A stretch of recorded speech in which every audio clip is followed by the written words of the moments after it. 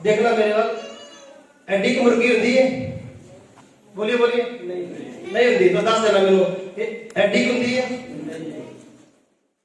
AD की होती है, चलो तुम मन गए जल्दी, थैंक यू। एडी की मुर्गी होती है, जिन्नी की मुर्गी होती है ना उन्ने की उन्हें खम होंगे ने, सुनते पे हो जी, जिन्नी की मुर्गी है उन्ने की उन्हें छोटे छोटे खंभ ने, और थोड़े जे एरिया दे विच उन्हां नूं फैला सकती है।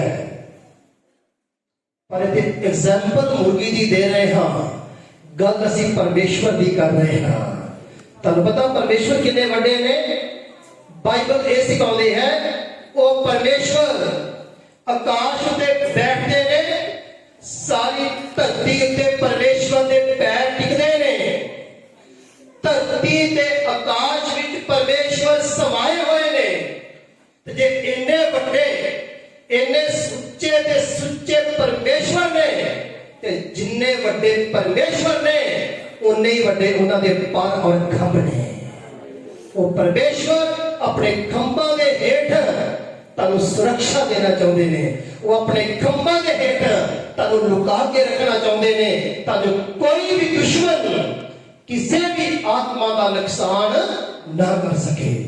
थोड़ा जल्दी जल्दी अगे चलते हाँ, थोड़ा टाइम का भी आपको ख्याल रखना पड़ेगा। तो सुनिए फिर, पहला शब्द मैं तुहानूं सिखाया है खंभा के बारे, सबको समझ आ गई है जी? मैं कहा जी समझ आ गई सबको? ओके।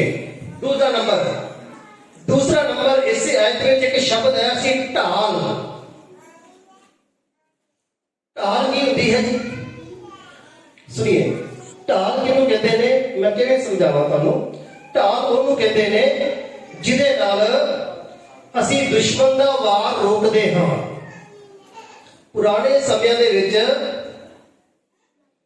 ਜਦੋਂ ਜੰਗ ਲੱਗਦੇ ਯੁੱਧ ਹੁੰਦੇ ਸੀ ਤੇ ਇੱਕ ਹੱਥ ਵਿੱਚ ਤਲਵਾਰ ਹੁੰਦੀ ਸੀ, ਸੁਣ ਰਹੇ ਹੋ ਜੀ, ਤੇ ਦੂਸਰੇ ਹੱਥ ਵਿੱਚ ਕੀ ਹੁੰਦੀ ਸੀ?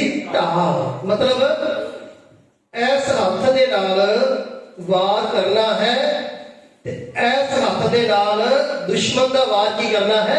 ਰੋਕਣਾ ਹੈ। ਤੇ ਜਿਵੇਂ ਤੁਸੀਂ ਮੇਰੇ ਸਾਹਮਣੇ ਅਗਰ ਪ੍ਰਭੂ ਜੀ ਦੇ ਦਾਸ ਬੈਠੇ ਹੋ ਜਾਂ ਵਿਸ਼ਵਾਸੀ ਬੈਠੇ ਹੋ ਤਾਂ ਸੁਣ ਲਈਏ, युद्ध ਦੇ ਵਿੱਚ ਦੋਨਾਂ ਚੀਜ਼ਾਂ ਦੀ ਹੀ ਲੋੜ ਪੈਂਦੀ ਸੀ। युद्ध ਦੇ ਵਿੱਚ ਜਾਣ ਲਈ ਦੋਵੇਂ ਚੀਜ਼ਾਂ ਨੂੰ ਨਾਲ ਲੈ ਕੇ ਹੀ ਜਾਣਾ ਪੈਂਦਾ ਸੀ। ਤੇ ਪਵਿੱਤਰ ਆਤਮਾ ਜੋ ਸਾਨੂੰ ਸਿਖਾ ਰਹੇ ਨੇ, ਅਸੀਂ ਸਾਰੇ ਜਿੰਨੇ ਵੀ ਹਾਂ, ਅਸੀਂ ਸਭ युद्ध ਦੇ ਮੈਦਾਨ ਦੇ ਵਿੱਚ ਹਾਂ। ਹਾਲੇਲੂਇਆ। ਅਸੀਂ ਸਭ युद्ध ਦੇ ਮੈਦਾਨ ਦੇ ਵਿੱਚ ਹਾਂ। ਤੇ ਫਿਰ ਸਾਡੇ ਕੋਲ ਇਹ ਜਿਹੜਾ तलवार है ना, तलवार का मतलब परमेश्वर की बाणी है।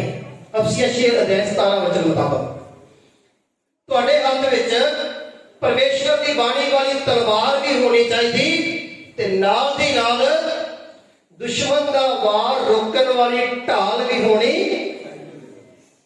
तो घरों निकलते हो तो दोवें चीज़ों को लैके तुरिया करो। सुन रहे हो जी? जो घरों निकलते हो तो दोवें चीज़ों को लैके तुरिया करो। कई बार पता क्या होता है, अक्सर इदा दी गवाहियां सानूं नूं मिलदियां ने कि गए सी किसी दे घर प्रार्थना करने वास्ते। हालेलुया कहोगे जी? हालेलुया। एक घटना याद आई, एक बार एक आदमी किसी दे घरे दुष्ट आत्मा कड्ढण वास्ते चले गए, भूत कड्ढण वास्ते चले गए, नाल किसी नूं लै गए। आप भी बंदा कच्चा सी, जिहनूं लै गए ओहदे नालों भी कच्चा सी। दोवें जने चले गए। ਜਿਹਦੇ ਲਈ ਪ੍ਰਾਰਥਨਾ ਕਰਨ ਗਏ ਸੀ ਉਹਦਾ ਕੱਦ ਕਾਠ ਥੋੜਾ ਵਧੀਆ ਸੀ, ਤੇ ਉਹਦੇ ਲਈ ਪ੍ਰਾਰਥਨਾ ਕਰਨ ਲੱਗ ਪਏ ਤੇ ਉਹ ਖੇਡਣ ਲੱਗ ਪਿਆ। ਤੁਸੀਂ ਪਹਿਲੇ ਅਸੀਂ ਜਾਂਦੇ ਹੋ, ਉਹ ਖੇਡਣ ਲੱਗ ਪਿਆ। ਪਰ ਜਿਹੜਾ ਪ੍ਰਾਰਥਨਾ ਕਰਨ ਗਿਆ ਸੀ ਉਹਨੂੰ ਬੜੀ ਹਿੰਮਤ ਸੀ ਇੱਕ ਗੱਲ ਦੀ, ਕੋਈ ਗੱਲ ਨਹੀਂ, ਇੱਕ ਇਕੱਲਾ ਤੇ ਅਸੀਂ ਕਿੰਨੇ ਜਾਣੇ ਆ? 2 ਜਾਣੇ। ਤੇ ਜਿਹਨੂੰ ਨਾਲ ਲੈ ਕੇ ਗਿਆ ਸੀ ਨਾ, ਉਹਦਾ ਵੀ ਸਿਰ ਹਿੱਲਣ ਲੱਗ ਪਿਆ, ਉਹ ਵੀ ਉਹਦੇ ਨਾਲ ਬਹਿ ਕੇ ਉਹ ਵੀ ਖੇਡਣ ਲੱਗ ਪਿਆ। ਹੁਣ ਉਹ 2 ਹੋ ਗਏ ਤੇ ਕੱਢਣ ਵਾਲੇ ਕਿੰਨੇ ਰਹਿ ਗਏ ਨੇ ਭਲਾ? ਉਹ ਉਹਨਾਂ ਨੂੰ ਛੱਡ ਕੇ ਆ ਗਿਆ ਵਾਪਸ।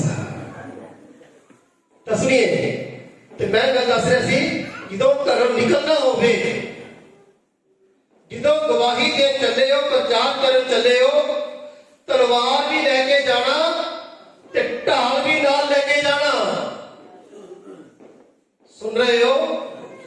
क्योंकि जितने जा रहे हो दुश्मन भी वार करेगा,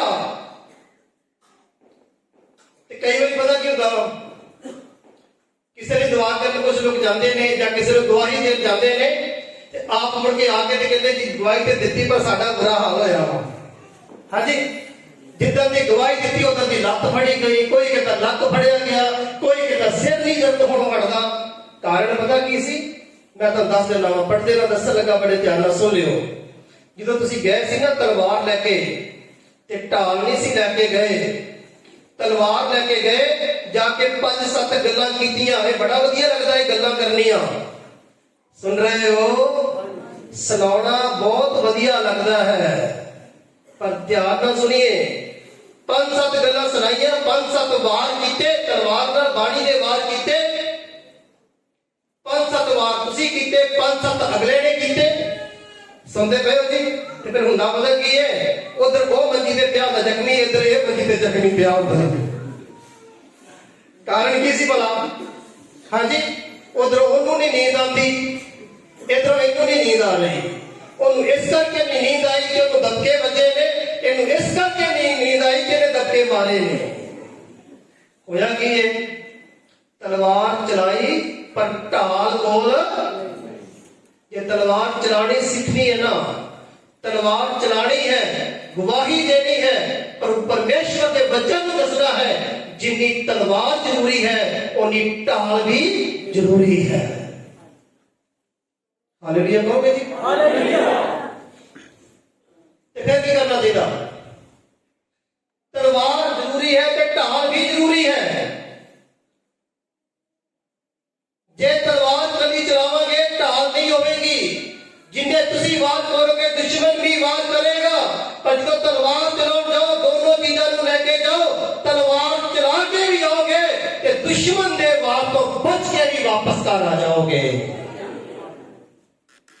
ਅਸੀਂ ਪ੍ਰਭੂ ਪਰਮੇਸ਼ਵਰ ਤੇ ਦੋਸ਼ ਨਹੀਂ ਦੇ ਸਕਦੇ। ਕਈ ਵਾਰੀ ਮਨ ਦੇ ਵਿੱਚ ਆਉਂਦਾ ਹੈ, ਪ੍ਰਭੂ ਜੀ ਕੀ ਫਾਇਦਾ ਸੀ ਤੁਹਾਡੇ ਗਵਾਹੀ ਦੇਣ ਦਾ, ਕੀ ਫਾਇਦਾ ਸੀ ਪ੍ਰਚਾਰ ਕਰਨ ਦਾ, ਕੀ ਫਾਇਦਾ ਸੀ ਦੂਜਿਆਂ ਨੂੰ ਜਾ ਕੇ ਦੱਸਣ ਦਾ, ਤੇ ਮੇਰਾ ਹੀ ਨੁਕਸਾਨ ਹੋਣਾ ਸੀ। ਇੱਥੇ ਪ੍ਰਭੂ ਦਾ ਕੋਈ ਵੀ ਇੱਥੇ ਗਲਤੀ ਵਾਲਾ ਸਿਸਟਮ ਨਹੀਂ ਹੈ। ਅਸੀਂ ਵਚਨ ਨੂੰ ਜਾਣਦੇ ਨਹੀਂ ਸੀ। ਸਾਨੂੰ ਜੋ ਲੈ ਕੇ ਤੁਰਨਾ ਚਾਹੀਦਾ ਸੀ, ਅਸੀਂ ਉਹਨਾਂ ਚੀਜ਼ਾਂ ਨੂੰ ਲੈ ਕੇ ਤੁਰੇ ਨਹੀਂ ਹਾਂ। ਤਾਂ ਸੁਣੀਏ ਫਿਰ, ਜੇ ਢਾਲ ਦੀ ਗੱਲ ਚੱਲੀਏ ਤੇ ਮੈਂ ਜਲਦੀ ਤੁਹਾਡੇ ਨਾਲ ਇੱਕ ਗੱਲ ਹੋਰ ਸਾਂਝੀ ਕਰਨੀ ਚਾਹੁੰਦਾ। ਆਪਾਂ ਸਿੱਖ ਰਹੇ ਹਾਂ ਢਾਲ ਦੇ ਬਾਰੇ। ਕਾਹਦੇ ਬਾਰੇ ਜੀ? ਢਾਲ ਦੇ ਬਾਰੇ। ਜੇ ਢਾਲ ਦੇ ਬਾਰੇ ਗੱਲ ਚੱਲਦੀ ਹੈ ਤੇ ਫਿਰ ਤੁਹਾਨੂੰ ਦਾਊਦ ਦੀ ਸਟੋਰੀ ਆਉਂਦੀ ਹੋਏਗੀ ਸਾਰਿਆਂ ਨੂੰ ਜੀ। ਹਾਂਜੀ, ਦਾਊਦ ਦੀ ਇੱਕ ਆਦਮੀ ਨਾਲ ਲੜਾਈ ਹੋਈ ਸੀ, ਉਹਦਾ ਨਾਮ ਕੀ ਸੀ? ਹਾਂਜੀ, ਓਕੇ, ਗੋਲੀਅਤ। ਤੇ ਗੋਲੀਅਤ 9-10 ਫੁੱਟ ਉੱਚਾ ਆਦਮੀ, ਇਹ ਕਈ ਦਿਨਾਂ ਤੋਂ ਇਸਰਾਈਲੀਆਂ ਨੂੰ ਲਲਕਾਰ ਰਿਹਾ ਹੈ, ਗਾਲਾਂ ਕੱਢਦਾ ਹੈ। ਕੋਈ ਉਹਦੇ ਸਾਹਮਣੇ ਆ ਕੇ ਉਹਦਾ ਮੁਕਾਬਲਾ ਕਰਨ ਨੂੰ ਤਿਆਰ ਨਹੀਂ ਹੈ। ਸੁਣੀਏ ਫਿਰ, ਆਖਿਰਕਾਰ ਮੈਂ ਥੋੜਾ ਜਲਦੀ ਤੁਹਾਨੂੰ ਗੱਲ ਕਹਿਣਾ ਚਾਹੁੰਦਾ ਹਾਂ। ਆਖਿਰਕਾਰ ਕੀ ਹੋਇਆ? ਦਾਊਦ ਨੇ ਫੈਸਲਾ ਕੀਤਾ ਕਿ ਮੈਂ ਜਾਵਾਂਗਾ। ਦਾਊਦ ਨੂੰ ਵੀ ਰੋਕਿਆ ਗਿਆ। ਉਹ ਇੱਕ ਛੋਟਾ ਹੈ, ਉਹਦੀ ਉਮਰ ਇੰਨੀ ਜ਼ਿਆਦਾ ਨਹੀਂ ਹੈ, ਪਰ ਫਿਰ ਵੀ ਦਾਊਦ ਨੂੰ ਰੋਕਿਆ ਗਿਆ। ਪਰ ਦਾਊਦ ਫਿਰ ਵੀ ਜਿੱਦ ਕੀਤੀ, ਮੈਂ ਜਾਵਾਂਗਾ। ਸੁਣ ਰਹੇ ਹੋ? ਦਾਊਦ ਨੂੰ ਭੇਜਿਆ ਗਿਆ। ਸੁਣੀਏ, ਉਹ ਇੱਕ ਗਲੇਲ ਗੋਪੀਆ ਲੈ ਕੇ ਗਿਆ। ਉਹਦੇ ਵਿੱਚ ਉਹਨੇ 5 ਚੀਕਨੇ ਪੱਥਰ ਲਏ ਖੱਡ ਚੋਂ। ਮੇਰੀ ਗੱਲ ਧਿਆਨ ਨਾਲ ਸੁਣਨਾ। ਚੀਕਨੇ ਪੱਥਰ ਖੱਡ ਚੋਂ ਲਏ, ਉਹਦਾ ਮਤਲਬ ਸਮਝਦੇ ਹੋ? ਅਰੇ ਰਾਜਾ ਭੇਜ ਰਿਹਾ ਹੈ, ਉਹ ਇੱਕ ਹੁਕਮ ਕਰੇ ਦਾਊਦ ਤੇ ਪੱਥਰ ਕੀ ਸੋਨੇ ਦੇ ਪੱਥਰ ਵੀ ਮਿਲ ਜਾਣ। ਉਹ ਪੂਰੇ ਦੇਸ਼ ਦੀ ਇੱਜ਼ਤ ਦਾ ਸਵਾਲ ਹੈ। ਕੁਛ ਵੀ ਉਹ ਮੰਗੇ ਉਸੇ ਵੇਲੇ ਹਾਜ਼ਰ ਹੋ ਜਾਏਗਾ। ਅਰੇ ਮੈਂ ਤੇ ਕਹਿੰਦਾ, ਉਹ ਕਹਿੰਦਾ ਨਾ ਹੀਰੇ ਚਲਾਣੇ ਗਲੇਲ ਚ ਪਾ ਕੇ ਤੇ ਉਹ ਵੀ ਮਿਲ ਜਾਂਦੇ। ਪਰ ਸੁਣੀਏ, ਦਾਊਦ ਨੇ ਇੱਕ ਕੰਮ ਕੀਤਾ ਹੈ। ਹੁਕਮ ਨਹੀਂ ਕੀਤਾ ਵੀ ਇਹ ਸਮਾਨ ਪੇਸ਼ ਕਰੋ, ਮੈਂ ਤੁਹਾਡੇ ਲਈ ਲੜਨ ਨਹੀਂ ਚੱਲਿਆ ਹਾਂ। ਬਾਈਬਲ ਜਿਸ ਤਰ੍ਹਾਂ ਲਿਖਿਆ ਹੈ, ਦਾਊਦ ਖੱਡ ਦੇ ਵਿੱਚ ਆਪ ਉਤਰਿਆ ਹੈ। ਸੁਣ ਰਹੇ ਹੋ ਜੀ? ਖੱਡ ਦੇ ਵਿੱਚ ਉਤਰਿਆ, ਉਤੋਂ ਚੀਕਨੇ 5 ਪੱਥਰ ਲਏ। ਉਹਦਾ ਮਤਲਬ, ਅਰੇ ਯੁੱਧ ਵਿੱਚ ਜਾਣ ਤੋਂ ਪਹਿਲਾਂ ਖੱਡ ਵਿੱਚ ਉਤਰਨ ਦਾ ਮਤਲਬ ਹੈ ਆਪਣੇ ਆਪ ਨੂੰ ਨੀਵਾਂ ਕਰ ਲੈਣਾ, ਆਪਣੇ ਆਪ ਨੂੰ ਝੁਕਾ ਲੈਣਾ। सामने समर्पण कर देना। फिर परमेश्वर का वचन सिखाता है जो अपने आप को इत्थे नीवा करेगा, परमेश्वर दुश्मन के सामने उन्हें ऊंचा कर देगा। हालेलुया। बाहर सफलता ता मिलेगी घर विच परमेश्वर के कदमां च बैठ के जावांगे ता। हालेलुया। घर विच परमेश्वर के कदमां च बैठ के जान के नाल ही बाहर सफलता मिलेगी। तो फिर सुनिए कि होया, दाऊद चला गया, दाऊद ने गलेल में पा के एक पत्थर चलाया और वो जाके गोलियत के मत्थे दे विच वजया, वो डिग पिया। हाँ जी, उसे दी तलवार लेके ਉਹਦੀ ਧੌਣ ਨੂੰ ਧੜ ਨਾਲ ਅਲੱਗ ਕੀਤਾ ਗਿਆ ਹੈ। ਪਰ ਜਿਹੜੇ ਵੀ ਆਪਣੇ ਟੌਪਿਕ ਦੇ ਵਿੱਚ ਰਹਿਣਾ ਚਾਹੁੰਦਾ ਤੇ ਮੈਂ ਗੱਲ ਕਰ ਲਿਆ ਸੀ, ਗੋਲੀਅਤ ਦੇ ਮਰਨ ਦੇ ਵਿੱਚ ਕਾਰਨ ਤੇ ਬੜੇ ਨੇ, ਪਰ ਇੱਕ ਕਾਰਨ ਇਹ ਹੈ ਕਿ ਗੋਲੀਅਤ ਨੇ ਆਪਣੀ ਢਾਲ ਦੂਸਰੇ ਬੰਦੇ ਨੂੰ ਪਕੜਾਈ ਹੋਈ ਸੀ। ਸੁਣ ਰਹੇ ਹੋ? दाऊद ने उन पत्थर जो मारिया, गोलियत ने अपनी ढाल दूसरे बंदे को पकड़ाई हुई है। एक बंदा ढाल लेके वो अगे चल रहा है। तो मैं की कहना चाहता अपने भैन भरावां, अपना बचाओ, अपनी ढाल दूसरे को ना पकड़ाइए, अपना बचाओ, अपनी ढाल अपने ही हाथ में रखनी चाहिए है। अरे तुहाडा बचाओ जिहड़ा है ना वो प्रार्थना दे विच है। मैं तुहानू ढाल कई तरह दस सकदा वां। नंबर 1, प्रार्थना साडे लिए एक ढाल है। मेरे पीछे पीछे बोलिए, प्रार्थना साडे लिए एक ढाल है। असीं प्रार्थना करते हाँ कभी कभी ने रोज करनी चाहिए है ना। दसो फिर ते मैं गल कर रहा सी, अपनी ढाल दूसरे को पकड़ाई हुई है। मान लो मैं ते एक बंदा सनी भाई, अं दोनों जने जान रहे हैं, अं दोनों जने किते जान रहे हैं, कोई जाना अगों सानू कोई साडे सिर च कोई चीज मारे, तुसीं जवाब देना मैनू। कोई डंडा लेके साडे सिर च मारे, तुसीं दसो मैनू, मैं अपना बचाव करूंगा कि सनी भाजी का बचाव करूंगा? पहलो बोलो बोलो बोलो। अरे हाथ हमेशा अपना ही बचाव करते हैं। हाँ जी। अरे गोलियत ने ढाल से पकड़ाई हुई दूसरे बंदे को। हाँ जी। अरे जो पत्थर चलाया, जे शायद गोलियत को ढाल होगी तो अपना बचाव कर लेगा। अरे मैनू तो लगता है जिसे कोई ढाल ही उन्हें अपना बचाव कर लिया है। बोलो है कि नहीं जी? अपनी ढाल हमेशा अपने हाथ में होनी चाहिए है। कई ने ढाल दूजे को पकड़ाई हुई है, पता कितना? मैं तुहाडे वाल मूंह करके गल कर लगा, कई बार भरावां नूं मुझे दुआ करा कराउंदे मेरी घर वाली बड़ी करदी है।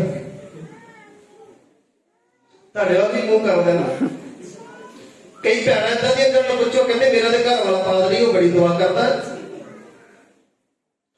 कई जन पूछो, कहते मेरे दादा जी ने एंटर होते सी बड़ी दुआ करते हैं। अगर तुसी दूसरे की प्रार्थना पे भरोसा रख के बैठे हो कि तुसी अपनी ढाल दूसरे के हाथ में पकड़ाई हुई है, फिर जिदे हाथ में ढाल है बचाव उससे नहीं होएगा। हालेलुया। ये समझ आगे तो दसो, प्रार्थना अपनी अपनी करनी चाहिए कि नहीं? हाँ जी, कि दूसरा करेगा जी? हाँ जी। अजकल का जमाना इन्ना तेज हो गया है, पूछो कोई ना। बच्चों को देख लो, वो इन्ने तेज। हालेलुया। विश्वासियों को देख लो, वो इन्ने तेज। भाजी जॉर्ज को देख लो, पादरी इन्ने तेज। सब कुछ तेज हो गया है ना भाई, सब कुछ बड़ा तेज हो गया है। पर याद रखना, जमाना जितना मर्जी तेज हो जाए,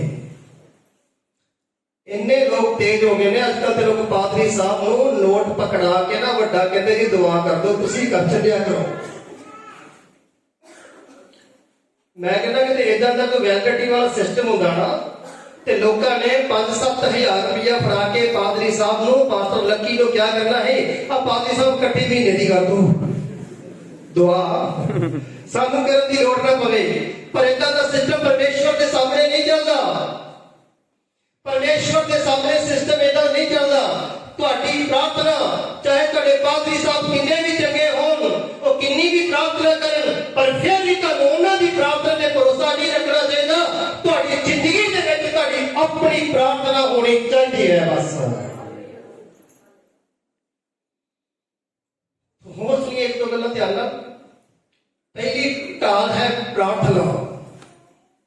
ਸੁਣ ਰਹੇ ਹੋ? ਉਹ ਸਾਈਡ ਨੂੰ ਦੁਬਾਰਾ ਪੜ੍ਹੀ, ਉਹਦੇ ਵਿੱਚੋਂ ਇੱਕ ਹੋਰ ਆਪਾਂ ਢਾਲ ਦੇਖਦੇ ਹਾਂ। ਢਾਲ ਦਾ ਇੱਕ ਹੋਰ ਉਹਦੇ ਮਤਲਬ ਲਿਖਿਆ ਹੋਇਆ ਹੈ। ਉਹ ਆਪਣੇ ਖੰਭਾਂ ਨਾਲ ਤੈਨੂੰ ਢੱਕ ਲਵੇਗਾ, ਉਹਦੇ ਪਰਾਂ ਹੇਠ ਤੂੰ ਬਣਾ ਲਵੇਗਾ, ਉਹਦੀ ਸੱਚਾਈ ਇੱਕ ਢਾਲ ਅਤੇ ਬਸ ਇੱਥੇ ਲਿਖਿਆ ਪਤਾ ਸੱਚਾਈ ਕੀ ਹੈ? ਇੱਕ ਬੋਲੋ ਮੇਰੇ ਪਿੱਛੇ ਪਿੱਛੇ ਬੋਲੋ, ਸੱਚਾਈ ਇੱਕ ਢਾਲ ਹੈ। ਪਹਿਲਾਂ ਆਪਾਂ ਸਿੱਖਿਆ ਸੀ ਕਿ ਪ੍ਰਾਰਥਨਾ ਇੱਕ ਢਾਲ ਹੈ। ਹੁਣ ਆਪਾਂ ਸਿੱਖਣ ਲੱਗੇ ਸੱਚਾਈ ਵੀ ਕੀ ਹੈ? ਇੱਕ ਬੋਲੋ। ਪਾਸਟਰ ਲੱਕੀ ਜੀ ਟਾਈਮ ਦਾ ਸਿਸਟਮ ਹੈਗਾ? ਓਕੇ।